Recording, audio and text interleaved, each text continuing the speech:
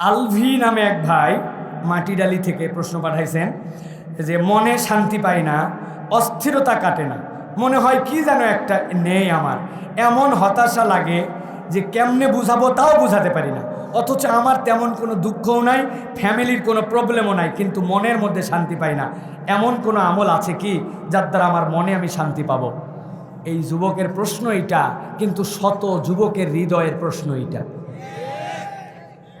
ভাল লাগে না, কেন ভাল লাগে না? কই তা জানলে কি আর সেই সমস্যার সমাধান না করি? কেন ভাল লাগে না এটাও জানে না। আছে না ভাই? প্রিয় ভাইয়েরা, আমি আপনাদের কাছে প্রথমে একটা কথা বলবো। ইতালির একজন মনোবিজ্ঞানী, একজন ভদ্র মহিলা, ইনার নাম হচ্ছে নেগরা, ইলিনা নেগরা। উনি একজন মনোবিজ্ঞানী, মানুষের মনস্তাত্ত্বিক বিষয় নিয়েই তার পড়ালেখা। উনি ইমান এনে ফেলছেন। ইমান আনার পরে তারা জিজ্ঞাসা করছে, তুমি কেন ইসলাম গ্রহণ করলে? এই ইলিনা নেগরা একটা অদ্ভুত কথা বলছেন। উনি বলছেন, আমি মনোবিজ্ঞানী হলেও মনে আমার শান্তি ছিল না। পাবলিকরে খালি বলি এইটা করেন এইটা করেন, শান্তি পাই না। কিন্তু আমার কাছে একজন একটা কপি কোরআন দিয়েছিল, ওই কোরআনটা আমি একটু পড়তে শুরু করেছিলাম, এমন আকর্ষণ হলো, অমুসলমান থাকা অবস্থাতেই কোরআন পড়লে আমার অন্তরে শান্তি পাইতাম। চিন্তা করলাম, কোরআনের রবকে বিশ্বাস না করেই কোরআন পড়ে যদি শান্তি হয়, তাহলে মূল শান্তিতে ফিরতে হলে আল্লাহকে মানতে হবে। কোরআন পড়ে আমি অন্তরে শান্তি পাইছি, জন্য আমি ঈমান আনছি।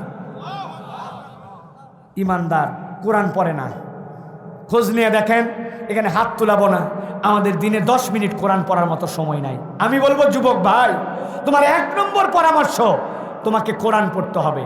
2 নম্বর পরামর্শ যেটা বলবো, একটু বিবেক খাটায় শোনো। প্রত্যেক কম্পিউটারের 3টা পার্ট থাকে, ইনপুট, প্রসেসর, আউটপুট।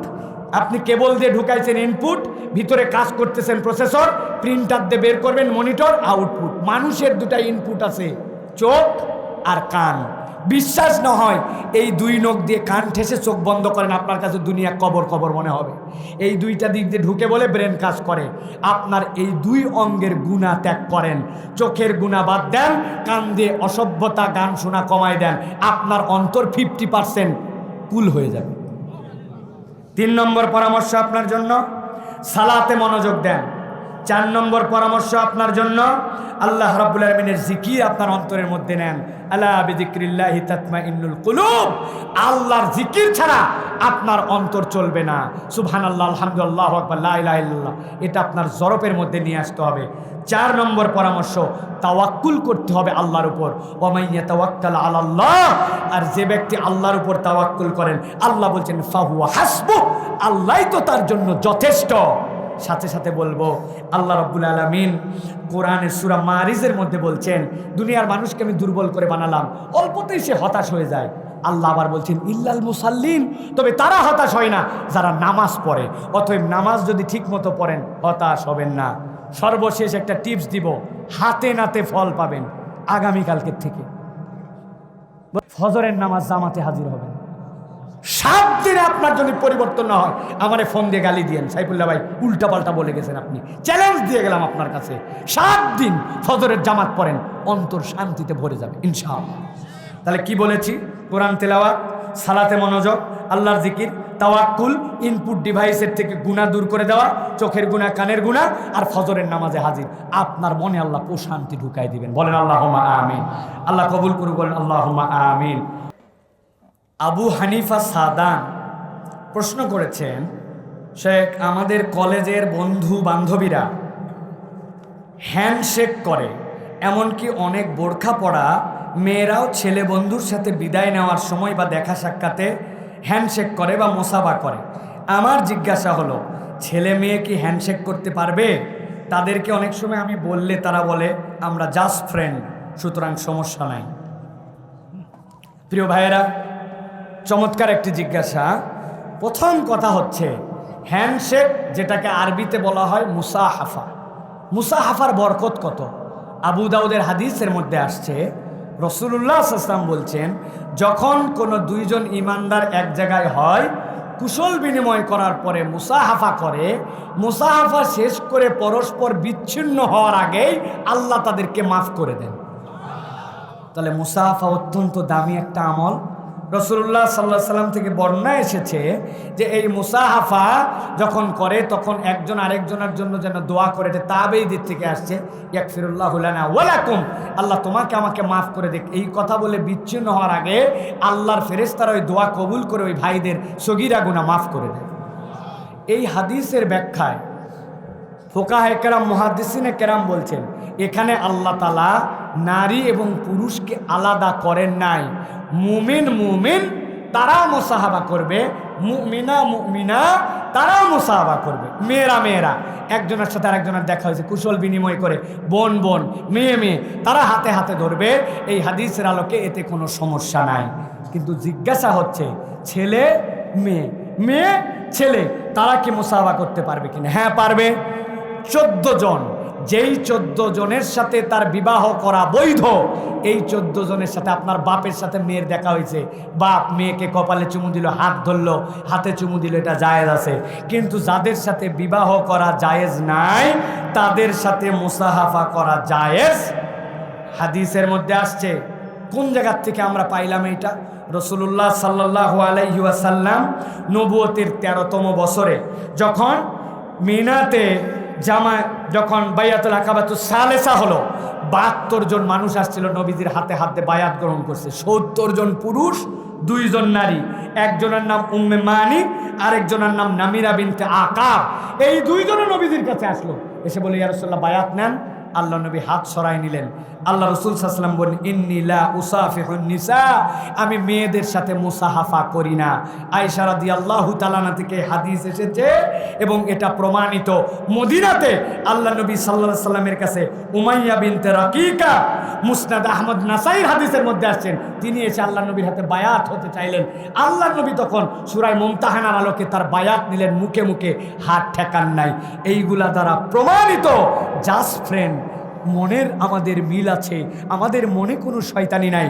অতএব ছেলে মেয়ে মুসাফা করবে, ইসলাম আপনাকে অনুমতি দেয় নাই। আবাল বৃদ্ধ বনিতা বয়স যাই হোক না কেন, ছেলে মেয়ে যাদের সাথে বিবাহ হারাম, মুসাফাও হারাম। ক্লিয়ার? বিবাহ যাদের সাথে হারাম, আপনার যাদের সাথে বিবাহ জায়েজ নাই, আপনার সাথে সম্পর্ক যাদের সাথে আল্লাহ নিষেধ করেছেন যেই 14 জনের সাথে আপনি বিবাহ করতে পারবেন, তাদের সাথে সম্ভব, এর বাহিরে সকলের সাথে হারাম। বাস, এটা হচ্ছে আল্লাহ রব্বুল আলমিনের পক্ষ থেকে ফায়সালা। আপনি কোত্থেকে জাস্ট ফ্রেন্ড বানাইছেন? মনের পর্দা। আর যেই বোরখা পরা মেয়ের কথা বলতেছেন, এর এই আবরণে বোরখা আছে, আসলে ভিতরে ইসলাম নাই। অনেক ক্ষেত্রেই তাই ভাই। আল্লাহ রাব্বুল আমিন তাকে হেদায়েত দেখ, অন্তত আগাইছে, তো বোরখাটা তো অন্তত পড়ছে, হিজাবটা অন্তত পড়ছে, আল্লাহ আগাক। কিন্তু এইটুকুতেই কেবল ইসলাম নয়। আল্লাহ রাব্বুল আমিন আমাদেরকে বোঝার তৌফিক দান করুক। তাহলে এটা হচ্ছে 1 নম্বর আপনাদের জন্য উত্তর গেল।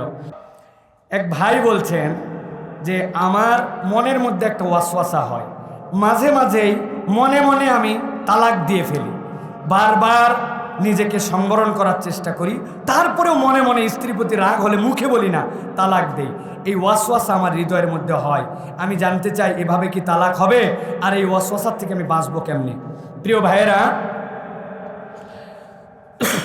যদি কেউ মনে মনে ওয়াসওয়াসা হয় আর মনে মনে বলতেছে আমার বউরে তালাক, 3 তালাক, মনে মনে এ আমার বউয়ের গোষ্ঠী তালাক, তার বংশ তালাক, সব তালাক, আপনি যত কোটি কোটি তালাক দেন না কেন, ইসলামী শরিয়াতে তালাক এবং বিবাহ দুইটার জন্য উসুল, রুকুন সবগুলা বলা আছে। অতএব মনে মনে যদি শয়তানি ওয়াসওয়াসা দিয়ে আপনার অনুপ্রেরণা নিয়েও আছে, বলেনও যদি আমার বউ তালাক, আপনার এই তালাক হবে না, এই তালাক পতিত হবে না। এটাই মাসালা। আল্লাহ সাবা ও নাজায়ের এর ভিতরে ফুকাহায়ে কেরামে বর্ণনা দিয়েছেন। 2 নম্বর কথা, মনের মধ্যে এরকম ওয়াসওয়াসা আসে, এখান থেকে বাঁচবো কেমন করে? এই ওয়াসওয়াসা যে দেয় সে হচ্ছে শয়তান। আল্লাযী ইউওয়াসবিসু ফি সুদুরিন নাস। নবীজি 4টা জিনিস বলছেন, 4টা কাজ করলে এই ওয়াসওয়াসা মন থেকে চলে যাবে। আমাদের অনেকের অনেক ধরনের মনের মধ্যে ওয়াসওয়াসা আছে, সুসিবাই আছে না? হাত ধুচ্ছে তো ধুচ্ছে, মনে হয় নাই, আবার ধোই, ওয়াসওয়াসা আছে না ভাই? অনেকের ওয়াসওয়াসার ব্যারাম আছে, বাথরুমে ঢুকলে আর বের হতে পারে না, বিছনা ঝাড়া লাগে, মনে হয় কেউ বসলেই আবার চাদর চেঞ্জ করা লাগবে, কি হয়ে আছে? এই যে ওয়াসওয়াসা, সুসিবাই, খুঁতখুতানি আছে কিনা? যাবতীয় ওয়াসওয়াসা থেকে বাঁচার জন্য 4টা আমলের কথা রাসূলুল্লাহ সাল্লাল্লাহু আলাইহি ওয়াসাল্লাম বলেছেন, হাদিস দ্বারা প্রমাণিত আছে। 1 নম্বর, আপনাকে আউযু বিল্লাহি মিনাশ শাইতানির রাজিম এই আমল করতে হবে। সব কিছুর শুরুতে যাদের ওয়াসওয়াসা আছে, আউযু বিল্লাহ, ওয়াসওয়াসা আসলে আউযু বিল্লাহ, আমি শয়তান থেকে আশ্রয় চাই। এটা আপনার আমল নাম্বার 1। 2 নম্বরে, আল্লাহর কাছে একটা দোয়া করতে হবে, আল্লাহুম্মা সাব্বিত কলবি আলা দীনিক। কি বলবেন? আল্লাহুম্মা সাব্বিত কলবি আলা দীনিক। আল্লাহ, তুমি আমার পাকে, অন্তরকে তোমার দ্বীনের উপরে দৃঢ় রাখো, শয়তানের ওয়াসওয়াসায় নিয়ে যায় না। 2 নম্বর আমল। 3 নম্বর, আল্লাহর কাছে বলবেন, ইয়া মুসাররিফাল কুলুব সররিফ কুলুবানা আলা তাআতিক, অথবা সররিফ কলবি আলা তাআতিক। হে অন্তরের পরিবর্তনকারী, তুমি অন্তরের পরিবর্তন ঘটাও, অতএব আল্লাহ তুমি আমার অন্তরকে তোমার এতাআতের উপরে কায়েম রাখো। এরপরে আরেকটা কথা আছে, একটা তওবা করতে হয়। কি তওবা? রব্বিক ফিরলি ওয়া তুব আলাইয়া আনতাত তাওয়াবুর রহিম। রব্বিক ফিরলি ওয়া তুব আলাইয়া আনতাত তাওয়াবুর রহিম। আল্লাহর কাছে এইটা বলবেন। এইটা বলে আপনি যদি 21 দিন অথবা আপনি যদি 7 দিন এরকম আমল করেন, ইনশাআল্লাহ শয়তানের এই ওয়াসওয়াসা দূর হয়ে যাবে। তাহলে একে তালাক পড়বে না, 2 নম্বর ওয়াসওয়াসাও দূর হবে। আল্লাহ আমাদেরকে বোঝার তৌফিক দান করুন। প্রিয় ভাইয়েরা, একজন প্রশ্ন করেছেন, নাম দেন নাই, যে কাজ বা চাকুরি করতে গিয়ে প্রতিদিন 1-2 ওয়াক্ত নামাজ জামাতে আদায় করা সম্ভব হয় না, সে কাজ বা চাকরি চালিয়ে যাওয়া ঠিক হবে কি? যেখানে আমি নিশ্চিত জামাতে নামাজ আদায় করা সম্ভব নয়। এটা ইমানের দাবি। প্রিয় ভাইয়েরা, সালাত ফার্স্ট প্রায়োরিটি আপনার জন্য, এর কোনো ব্যতিক্রম নাই। আর সালাতুল ওয়াক্তিহা, আল্লাহ নবী বলছেন নামাজ তার ওয়াক্ত মতো আদায় করতে হবে।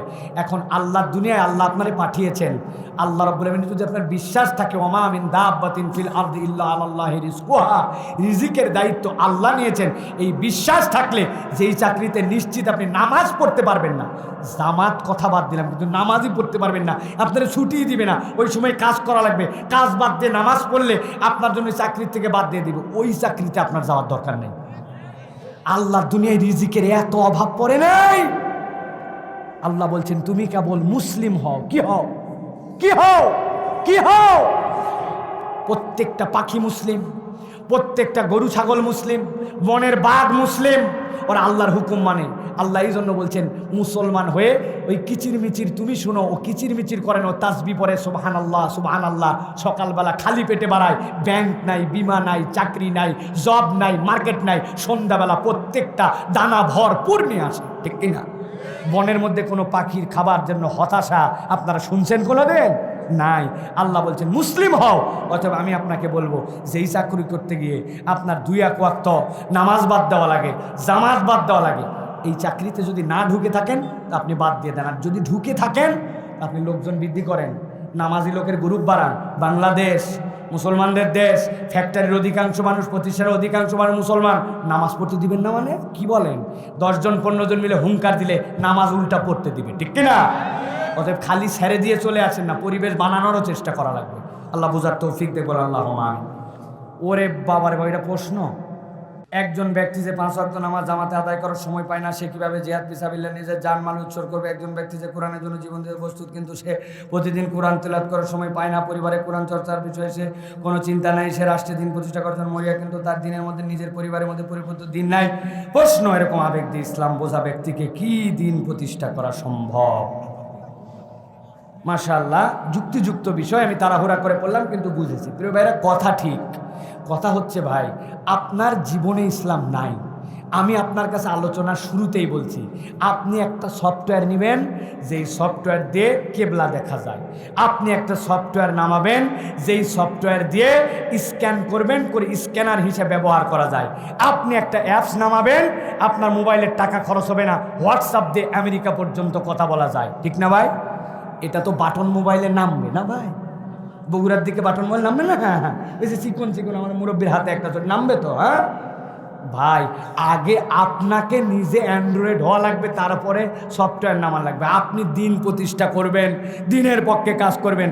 আপনার বউ পর্দা করে না, আপনি নামাজ পড়েন না, খালি তকবির মেরে দিলেন, কাজ হবে? এইটা বোঝার জন্য হুজুরের কাছে জিজ্ঞাসা করা লাগে? এ ফতুয়া তো আমরা সকলেই দিতে জানি, ঠিক কিনা? অতএব পরিবারে আগে দিন নিয়ে আসতে হবে ভাই, ইসলাম নিয়ে আসতে হবে। পরিবারের মধ্যে আপনার নামাজ প্রতিষ্ঠিত করতে হবে, আপনার ছেলেমেয়েরা নামাজি কিনা খবর নিতে হবে, স্ত্রী পর্দা করে কিনা এইটা আপনাকে আগে বুঝতে হবে। এইটা যদি না বোঝেন আপনার দিন বোঝা হয় না। আরেকটা প্রশ্ন বাদ গেছে, একজন প্রশ্ন করেছেন, একজন আমার কাছে জমি বন্ধক রেখেছেন, এখন বন্ধকি জমি আমি ব্যবহার করতে পারবো কিনা, অথবা এই জমিতে ফসল আবাদ করে আমি খেতে পারবো কিনা। সুস্পষ্ট কথা, বন্ধকি জমি এইটা আপনার জন্য বন্ধক, এটার কোনো ব্যবহার, এটার উৎপাদন, এটার ফল ফসল করা, এটার কোনো সুবিধা ভোগ করা, এটা হচ্ছে রাসূল মালের উপরে আপনার জন্য হিসাব যদি করেন এটা আপনার জন্য সুদ হবে। আল্লাহ রাব্বুল আলামিন সূরা বাকারা 275 নম্বর আয়াতে এ বিষয় স্পষ্ট করেছেন। বন্ধকের জিনিস এটা আপনার জন্য বন্ধক। বন্ধক কি জন্য দিছে? কোনো একটা জিনিস টাকা নিছে, তার পরিবর্তে বন্ধক দিছে। আপনার কাছে একটা দলিল দিছে, কথার কথা, জমি না, দলিল বন্ধক। আপনি দলিল কি করবেন তখন? দলিল তো ব্যবহার জানেন না, কিন্তু ওই দলিলের একটা দাম আছে যে টাকা না দিলে আমি তোমার থেকে এইটা নিতে পারবো। ইসলাম এটা জায়েজ। কিন্তু বন্ধকওয়ালাও যদি আপনাকে বলে যে আমি ভাই 1 লাখ টাকা নিলাম, তোর জন্য জমি বন্ধক দিলাম, এখন ভাই তুই করে খা, ভাই আমার কোনো দাবি নাই, তুই করে খা, জমিওয়ালা যদি অনুমতি দেয় তাও আপনার জন্য ওইটা ভোগ করা জায়েজ নাই। এটা আমার ফতোয়া না, এটা ফোকাহে কেরামের ফতোয়া। এটা যদি খান আপনি তাহলে চক্রবৃদ্ধি হারে সুদ খাওয়ার গুনার মধ্যে নিমজ্জিত হবেন। যে এরকম করে আপনার কাছে টাকা নেবে আপনি তার টাকাই দেবেন, ভাই তোর তো জমি লাগবে না, বন্ধক লাগবে না, তার তোর সাথে আমার সম্পর্ক নাই। এই জন্য বন্ধকের মাসলায় খুব সাবধান। এরকম করে কোনো রকম আবাদ খাওয়া এইটা ইসলামী শরীয়ত আপনাকে অ্যালাউ করে নাই। আশা করি উত্তর পেয়েছেন। আল্লাহ রাব্বুল আমিন আমাদেরকে বুঝার তৌফিক দান করে, বলেন আল্লাহুম্মা আমিন। হাদা মা ইনদি ওয়াল ইলমু ইনদাল্লাহ, সুবহানাকাল্লাহুম্মা বিহামদিকা আশহাদু আল্লা ইলাহা ইল্লা আনতা আস্তাগফিরুকা ওয়া আতুবু ইলাইক। আমি এখন আপনাদের কাছে